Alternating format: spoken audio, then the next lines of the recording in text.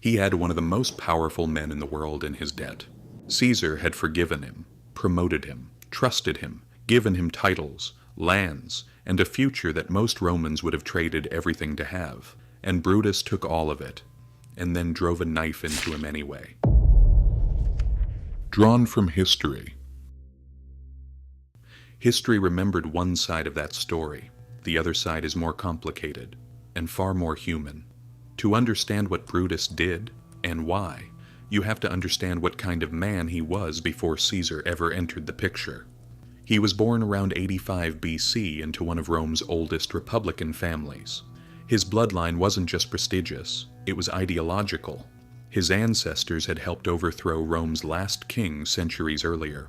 His family hadn't just participated in the founding of the Republic, they were woven into its mythology. The name Brutus didn't just carry honor, it carried obligation. His uncle Cato, the man Brutus admired above anyone else in Rome, was a stoic, unbending defender of republican principles, incorruptible, unyielding, the kind of man who would rather die than compromise what he believed in. He studied philosophy, he read Plato. He became, by every account, a genuinely principled man in an era when principled men were becoming rare. That mattered, because what came later only makes sense if you understand this first. Brutus wasn't a cynical man. He was a true believer, and true believers are capable of things that cynics never are. When Caesar crossed the Rubicon in 49 BC, marching his army into Italy and triggering civil war, Brutus had to make a choice. Caesar had actually executed Brutus's father years earlier, or rather Pompey had, and Pompey was now on the opposite side from Caesar. By any logic of personal grievance, Brutus should have sided with Caesar. He sided with Pompey. Plutarch said it plainly. Brutus put the public good above his own. He saw Caesar as the greater threat to the Republic. He chose the side that represented, however imperfectly, the institutions he had spent his entire life believing in. That tells you everything about who he was. He lost. Pompey's forces collapsed. Caesar won at Pharsalus in 48 BC, and Brutus found himself on the wrong side of a decisive military defeat. He wrote to Caesar asking for forgiveness. Caesar didn't just forgive him, he pulled him close.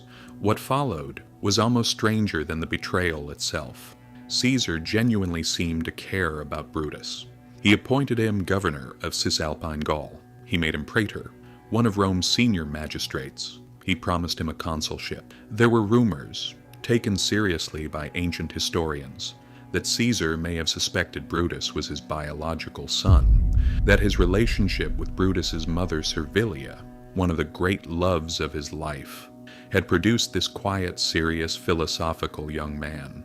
Whether or not that was true, Caesar treated him like it was, and Brutus accepted everything.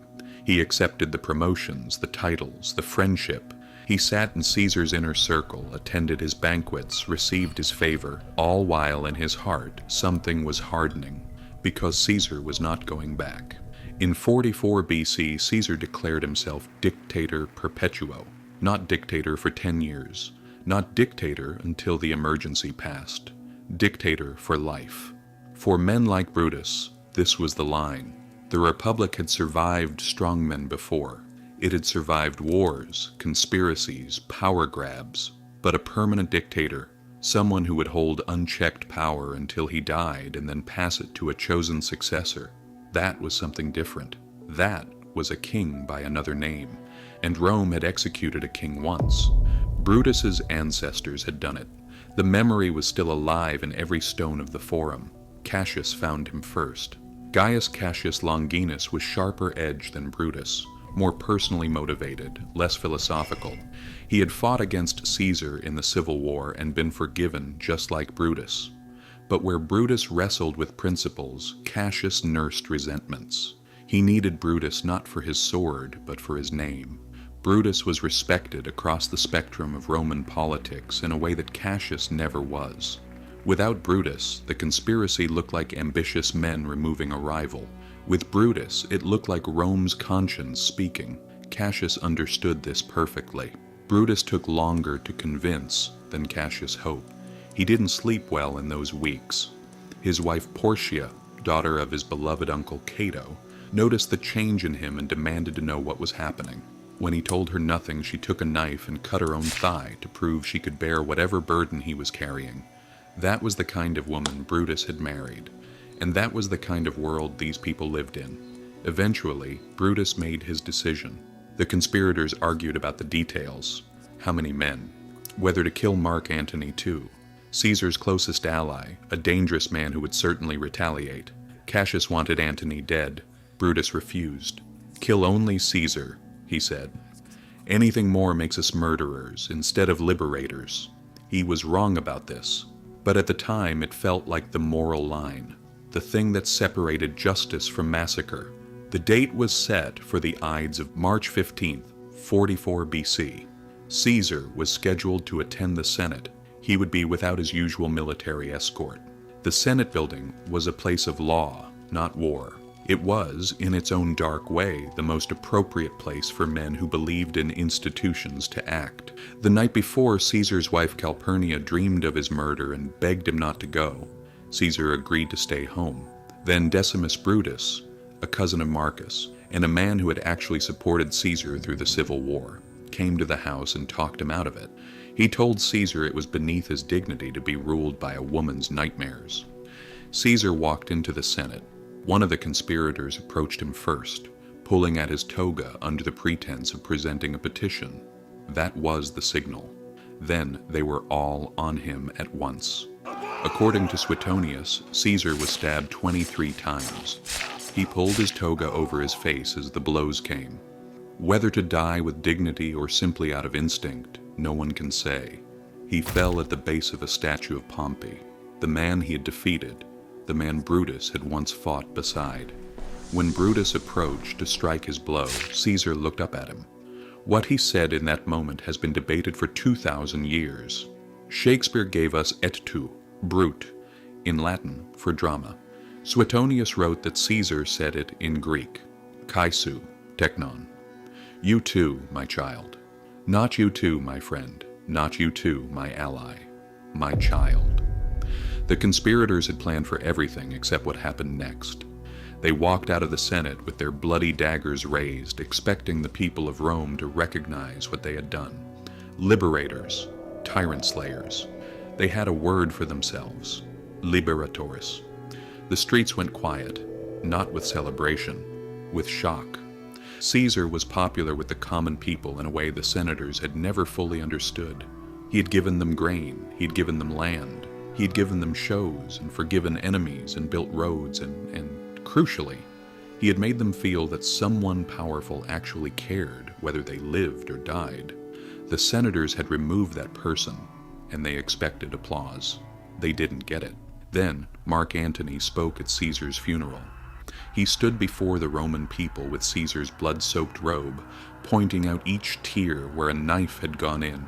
He read Caesar's will aloud, 75 silver coins to every citizen of Rome. He left Caesar's gardens to the public. He didn't accuse Brutus directly. He was too smart for that.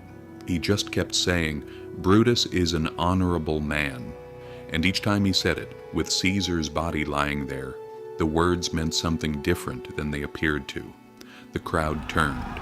People rioted. Brutus and Cassius fled Rome. They spent the next 2 years building armies in the eastern provinces, trying to fight their way back. At Philippi in 42 BC, they faced the combined forces of Mark Antony and Octavian, Caesar's heir.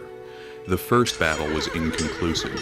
Cassius, believing his side had lost when it hadn't, killed himself on a misread of the battlefield.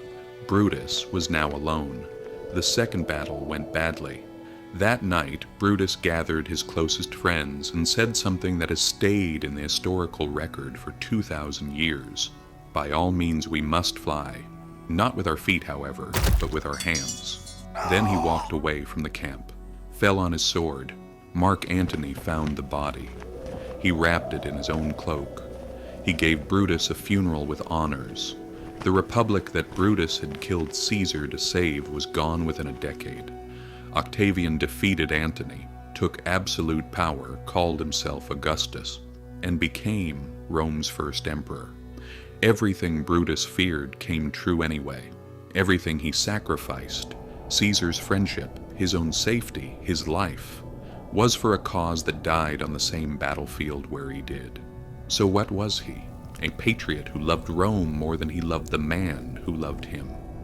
A fool who couldn't see that the Republic was already dead before Caesar declared himself dictator. A loyal son who finally chose his real father, an idea, over the man who had acted like one? Probably all of it. Probably none of it is enough. What's certain is this: Brutus looked at everything Caesar had given him, the titles, the trust, the future, and decided that the price for keeping it was something he wasn't willing to pay. He chose his principles over his life, and Rome never forgot him. Not because he was right, not because he won, because when the man he killed looked up at him in those last seconds, surrounded by 20 other men with knives, the one face that mattered was his. You too, my child. That's the line that survived. Not the Senate decrees, not the battle reports, not the philosophical arguments about tyranny and liberty. 3 words, from a dying man to the closest thing he had to a son. And 2,000 years later, we still say them whenever someone we trusted most turns against us. That's not history. That's something older than history. Thanks for watching. If you liked the video, please subscribe and leave a like. You can also write in the comments which historical topics you'd like to see next. See you in the next video.